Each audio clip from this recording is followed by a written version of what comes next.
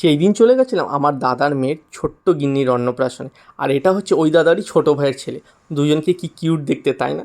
আর আমরা তো লোভী, আমরা চলে গেছিলাম সোজা খাবারের কাউন্টারে।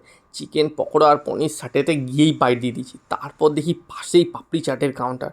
পাপড়ি চাটটা বস নেক্সট লেভেলের বানিয়েছিল। হালকে দেখো, ওফ, আমিও আর লোভ সামলাতে না পেরে দিয়ে দিলাম একটা বাইট।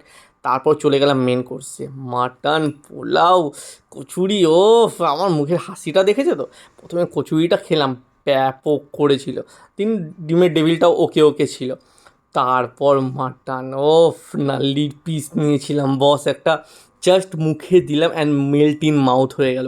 ব্যাপক করেছিল, বহুদিন পর একটা এরকম টেস্টি মাটন খেলাম। তারপর রাইস দিয়েও খেতে ওভারঅল ব্যাপক লাগলো। আর তোমাদেরকে কী করতে হবে এরকম শর্টস দেখতে হলে? চ্যানেলটা সাবস্ক্রাইব করো বস, কারণ সামনে আসতে চলেছে ধামাকেদার ভিডিও। আর ওপর থেকে ভিউটা না জাস্ট আউটস্ট্যান্ডিং লাগে।